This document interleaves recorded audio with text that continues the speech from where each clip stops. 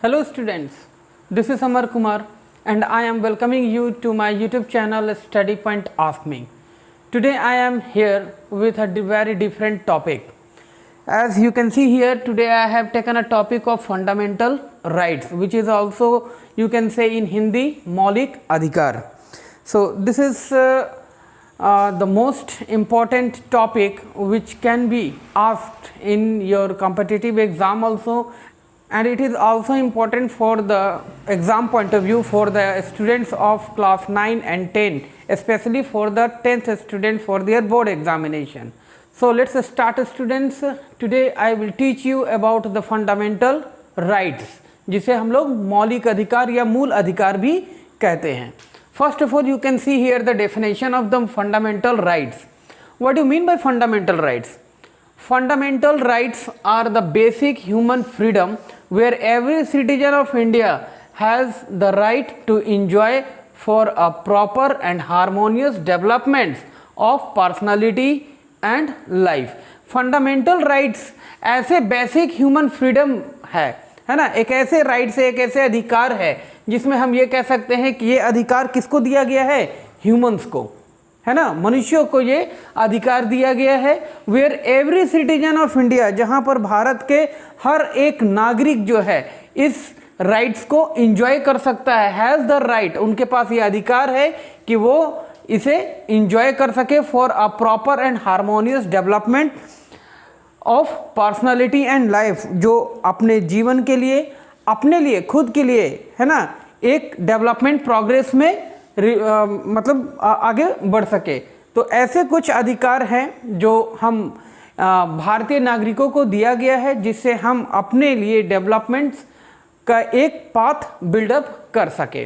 So this is what you can से the fundamental rights. इसे हम लोग मौलिक अधिकार या मूल अधिकार भी कहते हैं.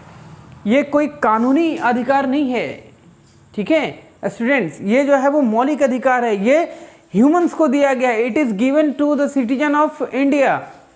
Okay, so moving to the next, it is taken from USA, which is also you can say संयुक्त राष्ट्र अमेरिका और United State of America.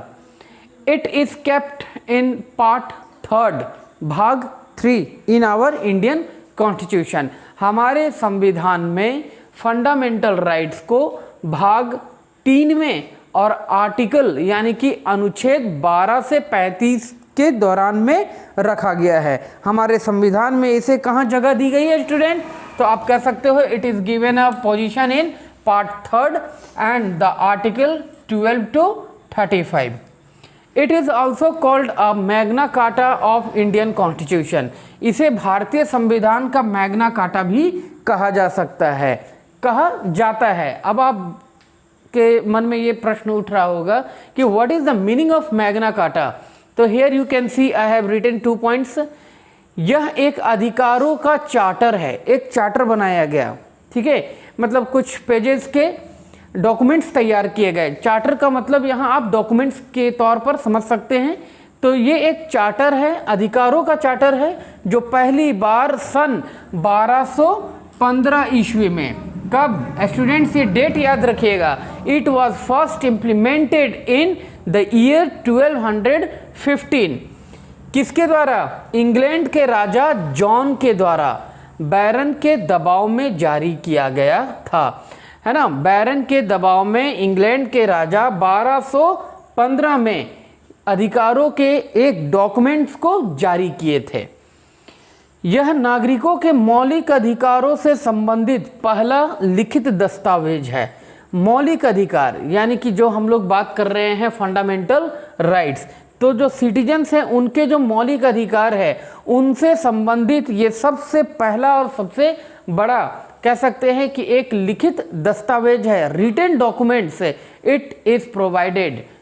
So this is called, which I mean fundamental rights is called the Magna Carta of Indian Constitution. Now moving to the fundamental rights. Here first of all you look through Article 12 deals with the government and the parliament. Article 12 में government और parliaments के विषय में जिक्र किया गया है. Government and the legislature. Government के 3 पार्ट्स हो गए, लेजिस्लेटिव, एग्जीक्यूटिव एंड जुडिशियरी। तो गवर्नमेंट और लेजिस्लेचर्स के विषय में आर्टिकल्स 12 में आपको पढ़ने को मिलेगा। And all the local authorities, और जितने भी लोकल अथॉरिटीज़ हैं उन सभी के विषय में भी हमें आर्टिकल 12 में पढ़ने को मिलता है। Next, article 13 deals with all the laws in force in the territory of India. Indian territory में जितने भी नियम कानून हैं उन सभी का जिक्र जो है वो आर्टिकल 13 में किया गया है। Now moving to the next, there are in present time there are 6 fundamental rights we have. 6 fundamental rights हैं। एक समय में हमारे संविधान में मौलिक अधिकारों की कुल संख्या जो थी वो 7 थी, लेकिन उसमें कुछ चेंजेस हुए, अमेंडमेंट्स हुए और अभी तत्काल में वर्तमान में हमारे पास 6 फंडामेंटल राइट्स हैं, 6 मौलिक अधिकार हैं। इन सभी के विषय में मैं एक एक करके आपको प्रॉपर फुल एक्सप्लेनेशन दूंगा, लेकिन ये समझ लेते हैं पहले कि वो 6 मौलिक अधिकार कौन कौन से हैं। First one is right to equality, जिसको हम हिंदी में कहेंगे समानता का अधिकार, और इसका जिक्र किया गया है आर्टिकल 14 से लेकर के 18 तक में। दूसरा है राइट टू फ्रीडम, जिसे हम लोग बोलते हैं स्वतंत्रता का अधिकार, और इसका जिक्र है आर्टिकल 19 से लेकर के 22 के बीच में।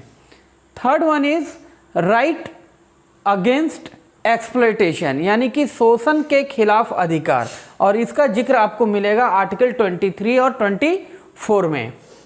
Fourth number is right to freedom of religion, जिसे हम कह सकते हैं धार्मिक स्वतंत्रता का अधिकार, और ये आपको मिलेंगे आर्टिकल 25 और 25 से लेके 28 तक में पढ़ने को। Next one is fifth the cultural and educational rights, यानी कि सांस्कृतिक और शैक्षणिक अधिकार।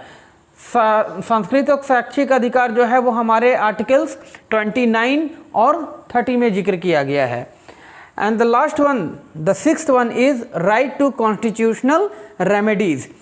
इसमें इसे हम कह सकते हैं संवैधानिक उपचार का अधिकार, और ये हमारे आर्टिकल 32 से 35 तक में है। अब आप यहाँ पर देख रहे हो 29 to 30 तो है ये कल्चरल एंड एजुकेशनल राइट्स, और फिर आप देख सकते हो राइट टू कॉन्स्टिट्यूशनल रेमेडीज जो है वो 32 से 35 में है। अब ये 31 गया कहाँ? तो जैसे मैंने अभी बात किया कि एक और है ना, टोटल हम एक समय में हमारे कॉन्स्टिट्यूशन में 7 मौलिक अधिकार थे, तो 7वां मौलिक अधिकार जो था वो था राइट टू प्रॉपर्टी। ठीक है, तो राइट टू प्रॉपर्टीज को बाद में मौलिक अधिकार से, फंडामेंटल राइट से हटा दिया गया और उसे एक कानूनी अधिकार के रूप में रखा गया है। वही जो है वो आर्टिकल 31 में इसका जिक्र किया गया है। Now students, I am going to give a proper explanation on each and every fundamental rights which you are looking here. The first fundamental right you can see here, the right to equality, जिसे हम कह सकते हैं समानता का अधिकार, और इसका जिक्र जो है वो अनुच्छेद 14 से 18 यानी आर्टिकल 14 to 18 में किया गया है। क्या किन किन चीज़ों को इसमें रखा गया है? तो इक्वलिटी बिफोर द लॉ के आगे हम सभी लोग जो हैं, चाहे वो आप अमीर हो, गरीब हो, है ना, गोरा हो, काला हो, महिला हो, पुरुष हो, जो भी है, सभी लॉ के आगे बिल्कुल इक्वल है, तभी हम उसे समानता का अधिकार कहेंगे, नहीं तो नहीं कह सकते हैं। सोशल इक्वलिटी, यानी कि समाज में हमें है ना बराबरी, और and equal access to public areas, जितने भी पब्लिक एरियाज है, चाहे हम बस स्टॉप में हो, सिनेमा घर में हो, किसी इंस्टीट्यूशंस में हो, रेलवे स्टेशन में हो, एयरपोर्ट में हो, कहीं भी है ना, विश्व में हम कहीं भी हैं, ठीक है, तो वहाँ हमें सोशल इक्वलिटीज़ मिलनी चाहिए। Third point is equality in the matters of public employment. Public employment, जब रोजगार की बात आती है तो वहाँ हम सभी के बीच में एक इक्वलिटीज़ होनी चाहिए। और नेक्स्ट, एबोल्यूशन ऑफ अनटचेबिलिटी, है ना, अनटचेबिलिटी जैसे कि छुआछूत वाली जो बातें हैं, इन सभी चीज़ों को क्या कर दिया गया? एबोलिश कर दिया गया, उन्हें हटा दिया गया। अगर ये सारे पॉइंट्स हैं, है ना, तो ही हम उसे राइट टू इक्वलिटी कह सकते हैं, या कहेंगे कि राइट टू इक्वलिटीज में इन सभी पॉइंट्स का जिक्र किया गया है। Now the second fundamental right is the right to freedom, जिसे हम कहेंगे स्वतंत्रता का अधिकार, और इसे अनुच्छेद 19 से 20 यानी आर्टिकल 19 से लेकर 22 के बीच में रखा गया है। किन पॉइंट्स को इसमें मेंशन किए गए हैं? तो first point is the freedom of speech and expression. Freedom of speech यानी कि हम अपने बातों को कहने का अधिकार है, हमें स्वतंत्रता है कि हम अपनी बातों को रख सके, हम अपने एक्सप्रेशंस को दे सके, हम अपने भावनाओं को व्यक्त कर सके।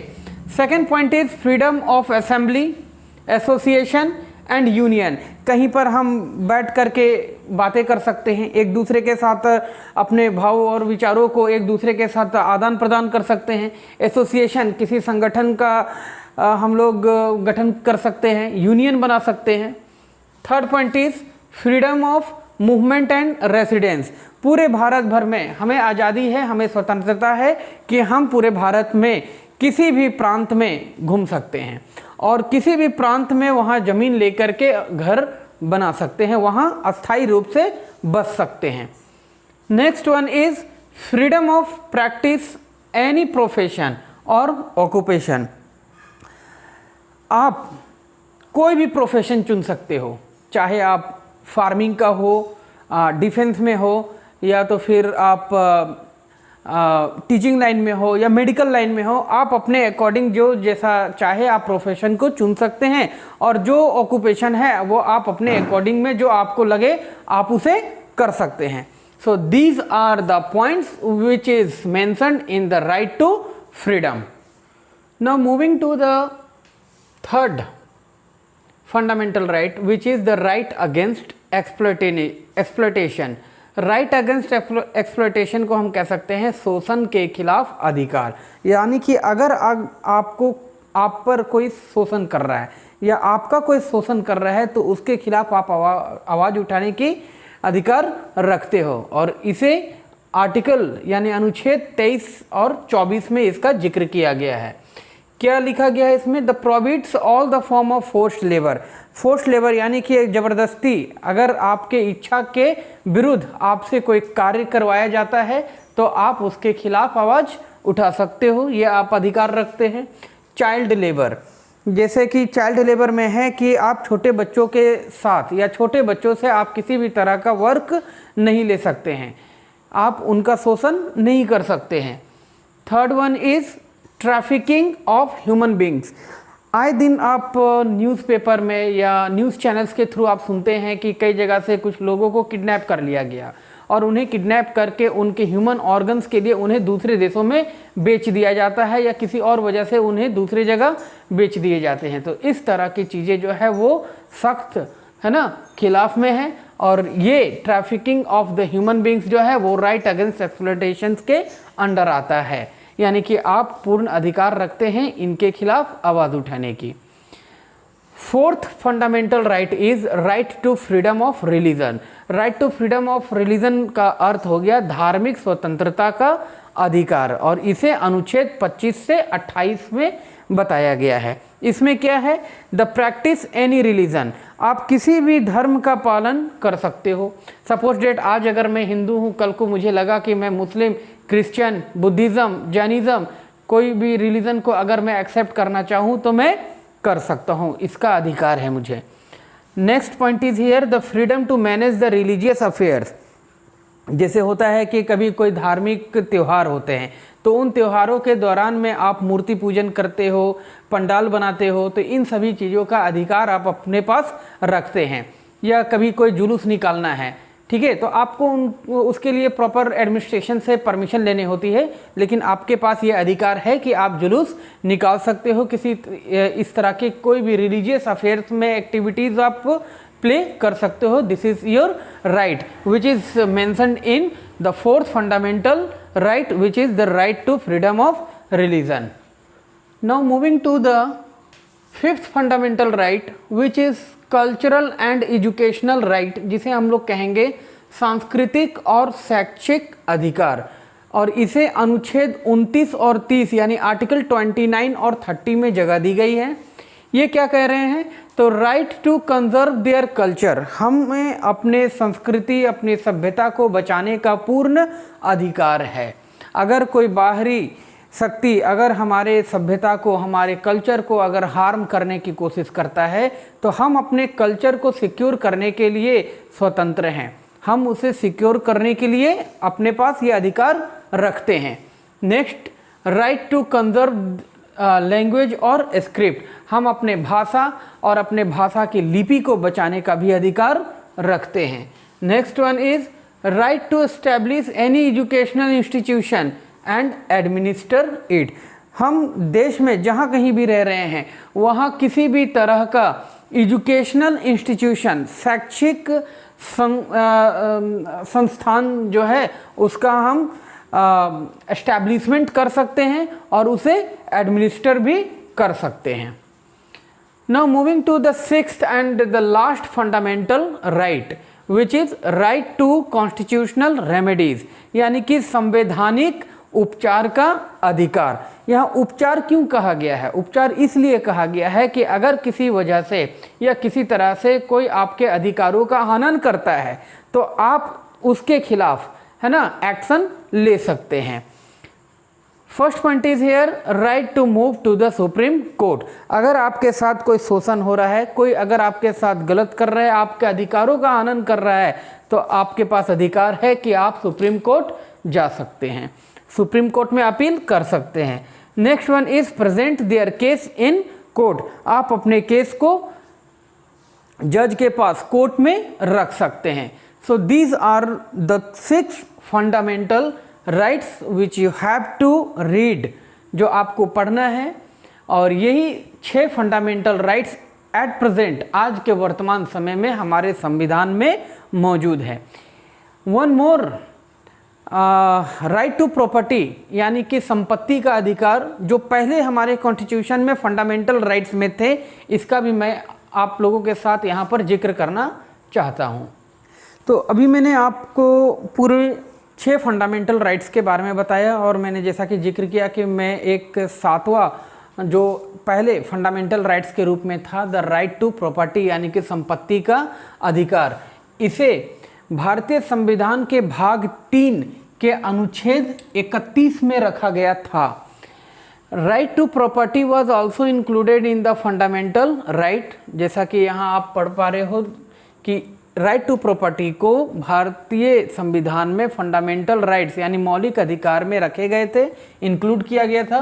But by the 44th constitutional amendment act 1978, लेकिन 44वें संविधान संशोधन एक्ट 1978 के according it was deleted from the list of fundamental rights, और 44वें संवैधानिक संशोधन के तहत इसे फंडामेंटल राइट्स से डिलीट कर दिया गया, या कह सकते हैं उसे हटा दिया गया, and made a legal right, और इसे अब कानूनी, है ना, अधिकार के रूप में मेंशन किया गया है under the article 300A in part 12। ये क्वेश्चन कई बार होता है, एग्जाम में पूछे जाते हैं। ये जो था वो पहले भाग 3 में था स्टूडेंट्स, पहले इसे भाग 3 में रखा गया था, लेकिन अब इसे भाग 12 में मेंशन कर दिया गया है। पहले ये था अनुच्छेद 31 में, और अब जो है वो अनुच्छेद 300A में हमारे संविधान में इसे जगह दी गई है। तो इस तरह से ये सारे 6 फंडामेंटल राइट्स थे, जिसे मैंने आपको एक एक करके सभी को प्रॉपरली एक्सप्लेन करते हुए मैंने आपको समझा दिया। साथ ही साथ मैंने आपको राइट टू प्रॉपर्टी के बारे में भी बताया। I hope you all have watched my videos properly. मुझे उम्मीद है कि आप सभी ने मेरा वीडियो प्रॉपरली देखा होगा और आपको शायद मेरा वीडियो पसंद भी आए।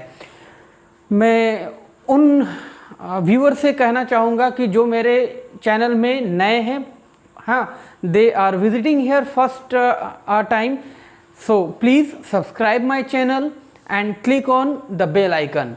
मैं उनसे फिर से अनुरोध कर रहा हूँ, जो मेरे चैनल में पहली बार आए हैं वो मेरे चैनल्स को एक्टिवेट कर ले, या कह सकते हैं उसे सब्सक्राइब कर ले और बेल आइकन को दबा दें।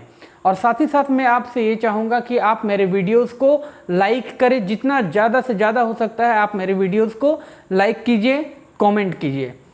So this is all for today student. In coming future in my coming videos you will get fundamental duties. मैं अपने आने वाले वीडियोज़ में आपको फंडामेंटल ड्यूटीज़ यानी कि मौलिक कर्तव्य के विषय में भी बतलाऊँगा, उसे मैं आपको पढ़ाऊँगा। Till then have a nice day, thank you.